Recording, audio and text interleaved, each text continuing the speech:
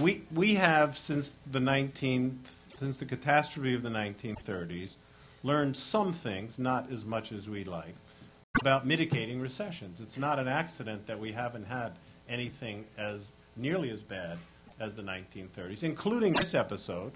So it would have been possible to make it a lot worse by tightening. This one is just getting started, remember? This one is finishing. You care to wager on that? Yes. Yes. What do you think we learned from the 1930s? What did the government do wrong or right in the 1930s? In your opinion? One prominent thing that the government did very wrong is the Federal Reserve sat back and allowed the supplies of money and credit to implode, with tremendous negative effects on the entire That's exactly economy. what it should have done. That's exactly what it shouldn't have done. Well, I think Sunday night, we're here at the Grand Hyatt in New York City with Peter-Schiff, who was just on this panel, an extraordinary panel, with former Fed Vice Chairman Alan Blinder and the current St. Louis Fed President Jim Bullard. And Peter, you reiterated your standard views that we don't need the Fed, that the government policy has caused this crisis. How do you think this played with the students here? A lot of the folks, I think, weren't familiar with some of your views coming in. Well, I think the students seem to get it. I mean, I got quite a few questions directed at me from the students, and I got a little applause based on some of the things that I said. So I think these Austrian ideas are starting to gain traction in the universities, and I think as people who are learning Keynesianism and they're seeing the absolute failure, they're learning about alternative opinions, and the Austrian school is the only one that makes sense because it's the only ones that got it right. They got it right in the Depression, and they're still getting it right. Right. Well, Alan Blinder said that laissez-faire economics has been damaged by the crisis that we've seen in the last few years. And your retort was that, we haven't had enough of laissez-faire. Yeah, and I agree that it's been damaged because it's been misunderstood. I think George Bush damaged it a lot by pretending to believe in it while he was governing another way. So just like during the 1930s, capitalism got a bad rap for all the damage that government did. It's like every time government policy interferes with capitalism and then it creates a problem, it's always capitalism that comes under fire, not the government interference that led to the problem. Right, and your point of view is that Obama and Bernanke are repeating the same mistakes as Greenspan and George W. Bush did, just on a much bigger scale. Yeah, so right. The ultimate price we're going to have to pay for that is going to be much bigger. Right, exactly. I mean, what we experienced in 2008, that financial crisis, was the payback for the stimulus under Bush and Greenspan. And unfortunately, Obama and Bernanke are repeating the exact same mistakes, only on a grander scale, because now there's a bigger problem. So they need a bigger stimulus to try to deal with it.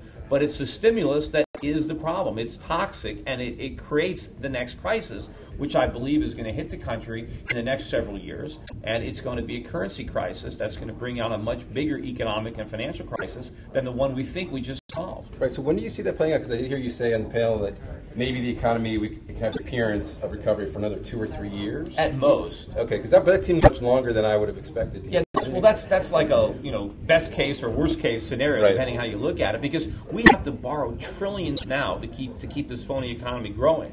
And so to get GDP growth now, it's much more expensive in terms of how much new debt we have to take on than it was a few years ago.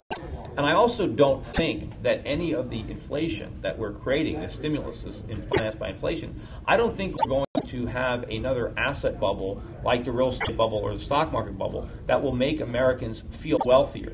Right, so I think all of this money that we're being created is going to go abroad, and it's going to impact commodity prices. It's going to impact energy prices. It might impact assets in Asia or other parts of the world, but not here in America. So it's not going to be a big increase in U.S. spending, but we're not going to get the big contraction in consumption that we really need in order to rebalance our economy. Right. So you have to get some of your thoughts about what's happening in the markets right here. I'm getting the sense you think that the stock market could continue to levitate, for lack of a better word, from current levels? Is that... I think that the stock market is reflecting the liquidity, and I think the stock market is rising from what was a very depressed level a year ago. And so, when measured against where it was, it's coming back. If you look at the price of the Dow Jones in terms of an ounce of gold, it's 9 ounces. I mean, the lowest it got was just under 8 ounces at the low. So we've barely rallied. Right. In contrast to, in 2000, the Dow was worth 43 ounces of gold. So it's still way down. And it's my expectation that the price of U.S. stocks measured in gold will continue to decline for another 5 or 10 years. And maybe ultimately the now will be worth 1 ounce of gold, and that's still a rather substantial decline, about a 80+% decline from where we are now. What's going to happen nominally? What is the dollar value going to be?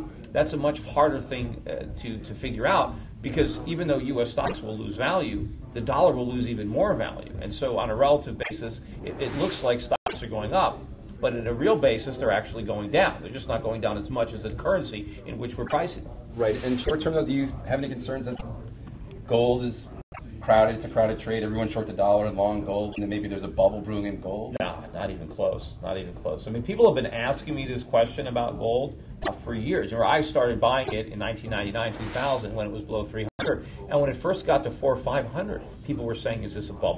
And I've been, saying, "No, it's not even close." And so the same people who asked me if it was a bubble at 400 are still asking me now that we're closing it on 1200. And most of those people that are asking me if gold's a bubble still haven't bought any themselves. Right. I didn't ask you at 400. I was buying gold back then, but at 1150, gold's still a good buy. Yes, I think it's a great buy. I think it's going higher. It doesn't mean it can't go back down a little bit, but if you look at the recent actions by the Central Bank of India, they bought 200 metric tons off the IMF. They paid over $1,000 an ounce. Obviously, they thought that was a good price, or they wouldn't have bought it. Right. I think there's more central banks that are going to look to accumulate even more gold. China is encouraging its citizens to buy gold and silver. I don't think they're doing that because they think it's going down. And they've also stated publicly that they want to buy more gold for their reserves, but they're trying to do it without pushing the price up, which means that they're probably beneath the market looking to buy any dip, which means there won't be any big dip. So I think that there's a lot of upside in gold. Unfortunately, there's a lot of downside in the dollar, and that is why people need to buy gold, because the Federal Reserve is going to print the dollar into oblivion.